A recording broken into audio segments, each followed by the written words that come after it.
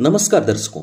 आज की वीडियो में हम बात करेंगे कि बुरे समय में खुद को कैसे खुश रखें, कैसे मोटिवेटेड रखें।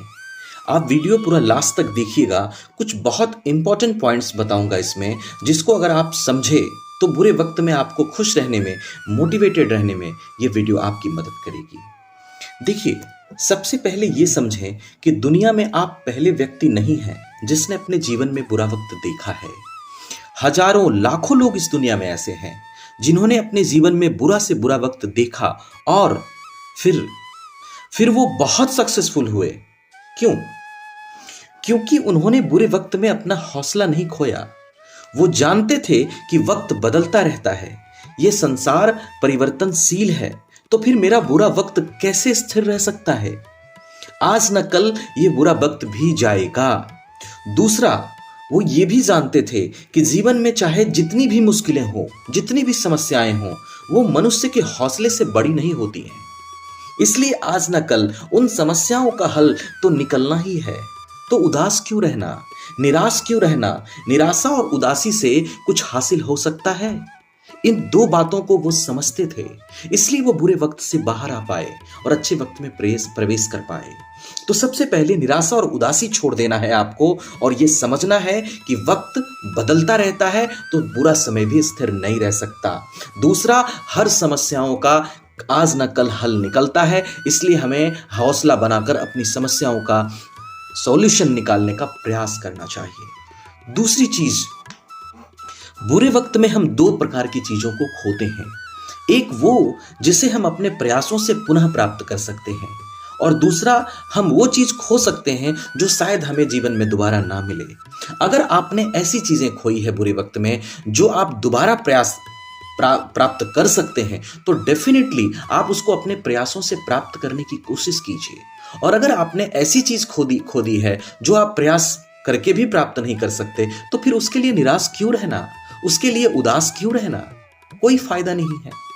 तो आप अपने प्रयासों से चीजों को हासिल करने की कोशिश कीजिए बुरे वक्त में, जो आपने खोया है, और जो नहीं हासिल कर सकते उसके लिए उदासी और निराशा बिल्कुल छोड़ दीजिए। तीसरी बात, बुरे वक्त में अगर हम निराश रहेंगे, डिमोटिवेटेड रहेंगे, तो हम अपने वर्तमान समय को निराशा के कारण, उदासी के कारण खो देंगे।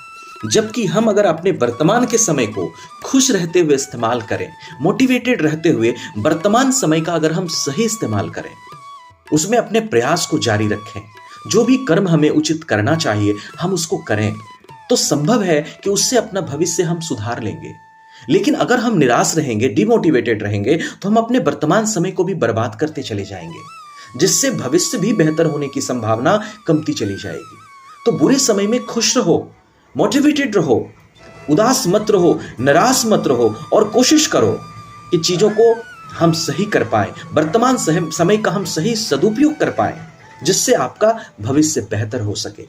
चौथी चीज, अगर ये तीन चीजें आप समझ गए, तो चौथी चीज, अगर आप उदासी से दूर रहने के लिए, निराशा से दूर रहने के लिए, मोटिवेटेड रहने के लिए कुछ एक्स्ट्रा करना चाहें, तो आप प्रत्येक दिन नाइट में, बुरे वक्त में सोने से पहले उस परमात्मा से प्रार्थना कीजिए। उसमें बहुत प्रकाश है, उसके पास बहुत एनर्जी है, वो सर्वशक्तिमान है, वो आपको कैपेबल कर सकता है। आपको जरूरत है उसकी शरण में जाने की।